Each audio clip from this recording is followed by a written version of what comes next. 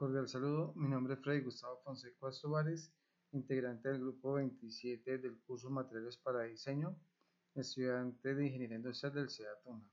En esta ocasión vamos a hacer la exposición de la fase 5 en lo que respecta a la evolución de los materiales y la importancia dentro de las herramientas, la cual es para el desarrollo de la fase 2, 3 y 4. Escogimos la remachadora y la boquilla como pieza clave en el estudio en el simulador sin escala que se realizó en la fase 4. Bueno, con respecto a la diapositiva número 1, vamos a hablar de algo que está en el corazón de cualquier herramienta que usamos a diario, que son los materiales. Los vamos a hacer a través de un caso de estudio concreto, que es la remachadora industrial, analizando en detalle una de sus piezas clave, como la boquilla. A lo largo de este recorrido vamos a pasar por las fases de diseño, optimización, simulación, usando herramientas digitales modernas para entender qué hay detrás de cada decisión del material. En nuestra diapositiva número 2 vamos a hablar sobre la triada del diseño industrial. Esto se refiere para que entendamos un poco mejor que los materiales importan tanto como, digamos, en la primera medida, hay que hablar del diseño industrial como todo un sistema. Todo el diseño gira en torno a tres pilares que se retroalimentan constantemente, que son la función, la estructura y la sostenibilidad. El material no es simplemente un ingrediente, sino que también es el punto de donde se encuentran estas tres partes. Cuando elegimos mal el material, la pieza puede cumplir su función hoy, pero mañana puede fallar. Cuando elegimos bien los materiales, logramos un diseño que es eficiente, duradero y responda al entorno. Esa triada de estas tres estructuras es el marco conceptual para la guía de todo estudio. En la diapositiva número 3 vamos a hablar sobre la anatomía de la remachadora. En cuanto vamos a enfocarnos un poco más en la boquilla, necesitamos reconocer que esa es una herramienta muy completa. La remachadora es un sistema mecánico que trabaja bajo esfuerzos repetitivos y cargas de tracción considerables. Está compuesta por varios subconjuntos, como es la cabeza boquilla, que es la pieza que vamos a estudiar en profundidad.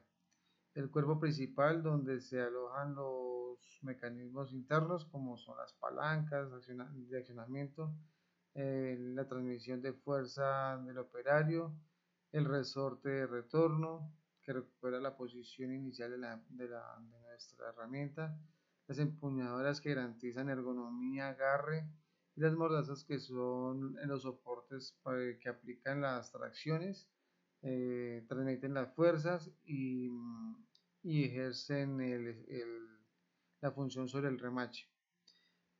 Con respecto a nuestra diapositiva número 4, vemos la arquitectura del material de diseño original de nuestra pieza. Cuando analizamos los materiales de diseño original encontramos dos grandes familias.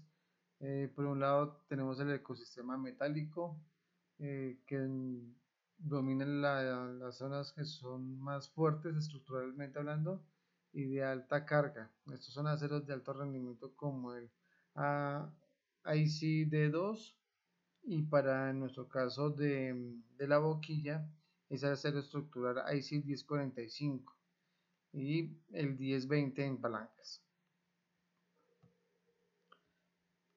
Con respecto a nuestra diapositiva número 5, vamos a hablar sobre el reto de la optimización y pasar del uso doméstico al uso industrial de algunos de nuestros materiales.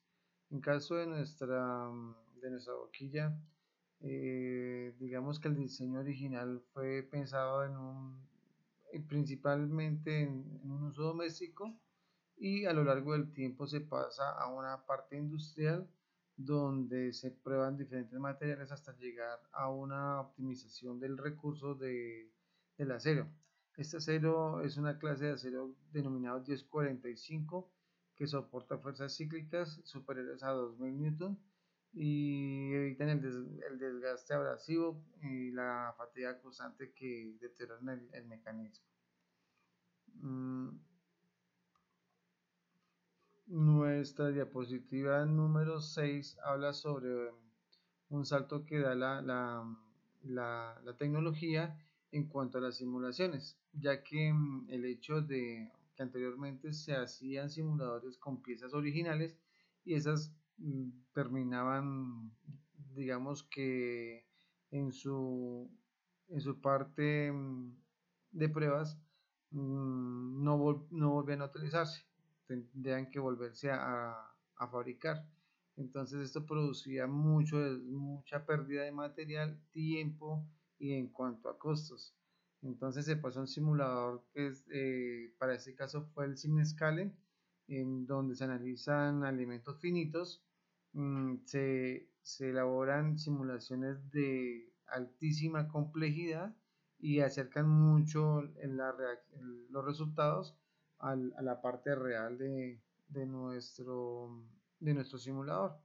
En este caso se aplicó una fuerza de 2500 newtons a nuestra boquilla y vemos que esa boquilla para algunos materiales como los remaches en plástico y en algún tipo de acero blando, eh, esta boquilla estaba sobredimensionada con ese material de acero, ya que lo que nos arrojó, como lo vemos en la siguiente diapositiva número 7, eh, muestra más zonas azules y verdes que rojas. En cuanto a las zonas azules y verdes, muestran que la herramienta no sufre ninguna fatiga, ningún desgaste y se mantiene su tamaño, su condición original, mientras en pequeñas partes de las roscas son las que presentan algún tipo de desgaste, pero que no es significativo en cuanto a tiempos de uso. Entonces, eso nos va a permitir una herramienta que va a durar a lo largo del tiempo y y que puede ser sometida a, digamos que a una repetición constante sin tener ningún tipo de fractura o de daño de nuestra herramienta. Nuestro escenario número 8, bueno, aquí tenemos que se ejerció una tensión de 3503 megapascales y arrojó un factor de seguridad global del 62.8, que es muy cercano, digamos que pasa al 50%, que es como la base de las herramientas en cuanto a su rendimiento. Entonces tenemos un alto rendimiento de seguridad en cuanto al sistema global de medidas. Mm, en nuestra diapositiva número 9 vamos a hablar sobre la próxima generación de materiales. Es en cuanto a qué materiales se vienen a utilizar posteriormente las herramientas. Se dice que en ese momento estamos pasando por un periodo de utilizar materiales inteligentes, de nanotecnología y biomateriales. Estos son los que ya marcan las exigencias de punta en cuanto a la industria.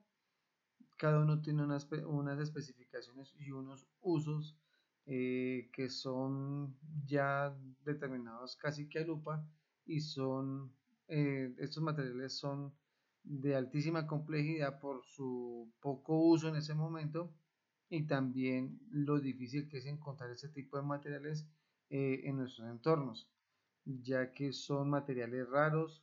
En los biomateriales tenemos que son materiales tratados con altísima tecnología que permiten que esos biomateriales eh, tengan una función en implantes y en tejidos vivos que aplican en manufactura de altísima precisión. Entonces digamos que no son de uso no muy cotidiano. En cuanto a nuestra diapositiva número 10, vamos a mirar el ecosistema de la ingeniería moderna. En la fase 2 y en la fase 3 elegimos los materiales de nuestra pieza seleccionada, que fue la boquilla.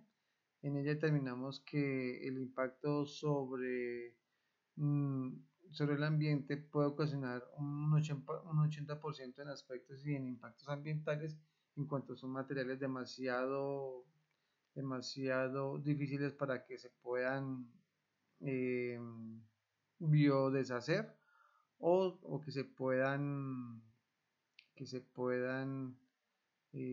volver a utilizar, que son materiales de doble uso, ya que tendrían que volverse a fundir y esto vuelve a tener un nuevo impacto en el ambiente. En cuanto a la fase 4 en la validación digital temprana, los costos dicen que puede reducirse hasta un 30% en cuanto que el acero mm, ya es de mejor, se encuentran aceros de mejor calidad y se fabrican con minerales que ya digamos que se tienen más a la mano y se encuentran en nuestro medio ambiente. En cuanto a nuestra manufactura evolutiva, podemos decir que las adaptaciones de los aceros van determinando su mejoría en cuanto a las piezas. Se tiene un impacto muy positivo y permiten que las piezas ahora tengan mucho más durabilidad. En conclusión, fundamentamos en nuestras fases 2, 3 y 4 con una bibliografía basada en ciencia de materiales de Smith, W.F. Hashemi. En manufacturas de selección se consulta a Grover MP en el 2017. En cuanto a los materiales funcionales y biometrías, se tiene la bibliografía de Pernet Benavides con sus tratados en el 2025 y la simulación asistida por Hernández en el 2021, que nos da las metodologías y las simulaciones en Scalet, las cuales se aplicaron para este curso. No siendo más, agradezco por su atención.